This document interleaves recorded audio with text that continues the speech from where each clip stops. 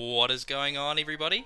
Kiwi Stings here, bringing you another Final Fantasy VII Ever Crisis video, and today's video is just going to be my opinion on the tier list for the characters that are going to be officially released when the game comes out in 2 days or less. Well, less than 2 days. We're not too sure on the exact time, of course, but hopefully we should get some sort of time frame on the official Twitter account or something. Would be really cool.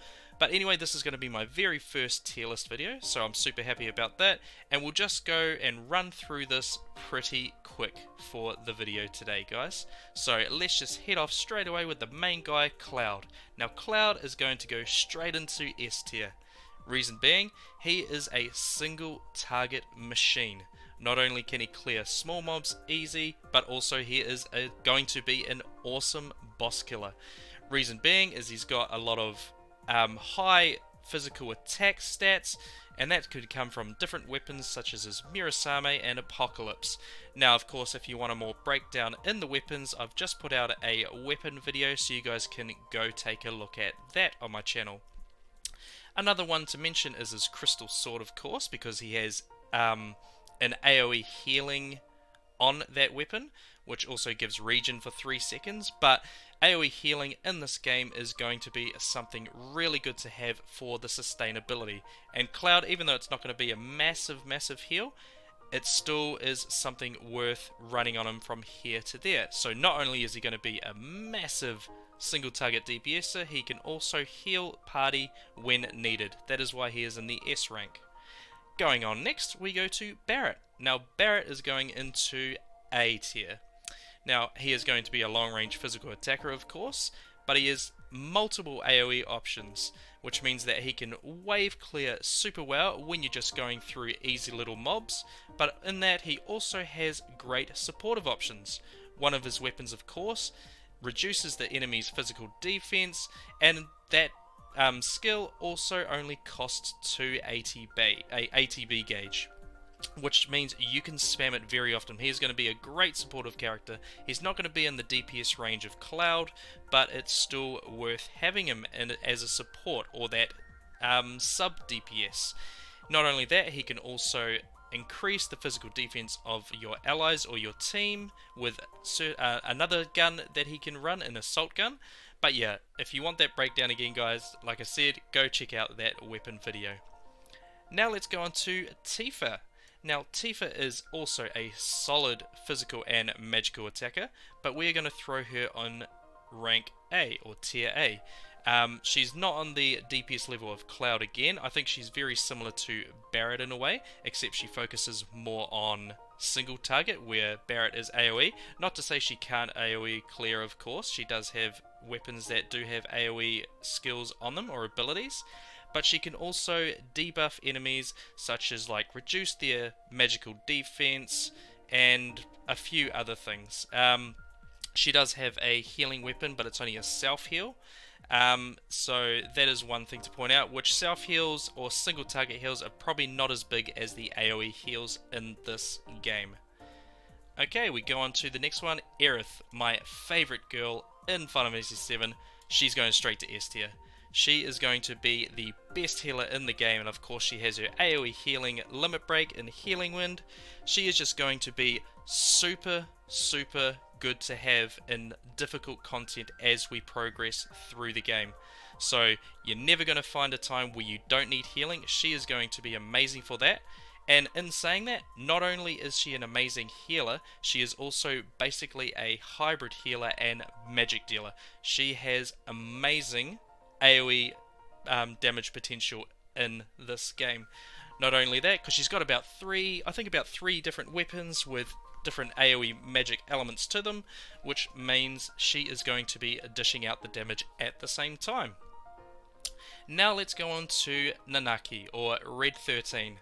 Now this one is a bit of, I don't know where I want to chuck him. I'm probably going to chuck him in B for now.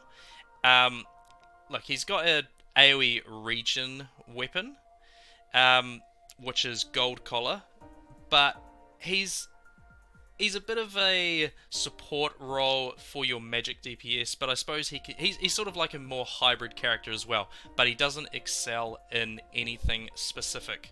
Now, of course, he could definitely go up to rank A, maybe even rank S or tier S, all depending if the region ability gets some sort of buff, because in the beta, the region was really under par.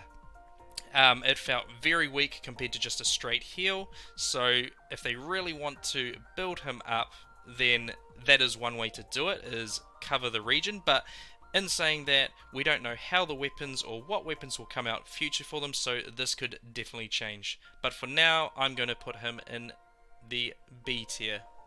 Now going on to our first boy from a different style of Final Fantasy game is Zack.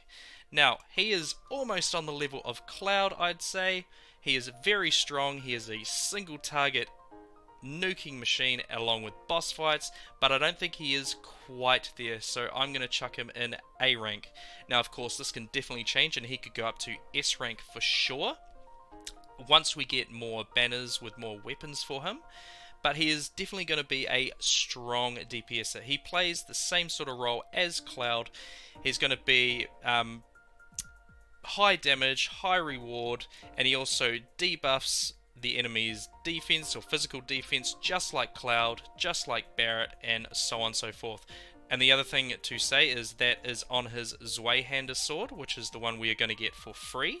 So that is also awesome. One thing to mention too is he has his own crystal sword weapon.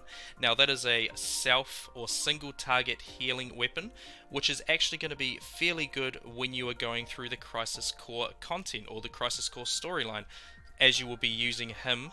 Of course, self heals will be good for that sustainability. So that himself, if you looked at it that way, could bring him up to S tier. But we'll chuck him in A, at the top of A. Alright, let's go into the first soldier characters, starting off with Glenn. Now Glenn, he's going to have the highest physical attack weapon in the game, of course, and rest in peace, but most of the time you may use that just as a sub-weapon to get that 50% stats of that weapon. But of course, he is in a similar level to Barrett pretty much, so I am going to put him in A. He's probably not as good as Barrett. The reason why I'm also comparing these two is he is like a secondary damage dealer as well, or wave clearer. He has amazing AoE potential as well, but he also has a cheap 2 ATB gauge that also reduces the physical damage just like Barrett, but it is only for single target, unlike Barrett's, which is an AoE move. So of course, if you're wave clearing, Barrett would be a lot better in that case, but I think he's still fairly decent. We're just going to have to see how he goes. Now we go on to the man himself, Matt Winsword. Now he is the hidden gem of the game, so I am going to throw him straight up into S tier. This guy is a beast. He is a lot like Cloud, but he also has the highest physical damage potential in the game if we do get that stamp costume banner that we had in the closed beta. It increases his physical damage, and he could even excel past Cloud. Not only that, of course, he's going to be a boss nuker, but he also has an amazing healing weapon, or the second best healing weapon in the game behind Aerith, which is also an AoE heal. So he also has the sustainability as well. So, I mean, yeah, this guy is good. You don't have to run Aerith, but if you're lucky enough to get his weapon, he is going to be a good choice for you to use. He also has, of course, single target debuffing options, and yeah. Now we go on to the last one of the release is Lucia. Now Lucia, I'm going to have to throw into B. I didn't have a lot of testing with her, but what I did see from her and what info we have from her, she is not the greatest to play with. Not saying she's completely bad. She will have her good things, but that all depends on one specific thing. Is one of your weapons actually gives her a skill that can silence enemies for 5 seconds. Now we don't know how good silence is going to be in this game or not, but we're just going to have to wait and see, and you know, do more further testing in her. But compared to the other characters, her multipliers on her weapons are definitely not as strong, so she would definitely be a secondary DPS in this game. So there is my list, guys. I hope you enjoyed it. Let me know what if this is going to be the same sort of list as you guys were thinking, or if you see any sort of changes. Let me know down in the comments. Now, if you enjoyed the video, hit that thumbs up. Subscribe, I'd really appreciate it. I'm on my way to 1k subscribers, which would help me out a lot, and I'd really appreciate it. There's also a Discord link in the description below, which I've made a brand new Discord for myself finally, so you are all welcome to join that, and we can chat more about Ever Crisis. Other than that, guys, you guys have a good day or night, and we will catch you all in the next video.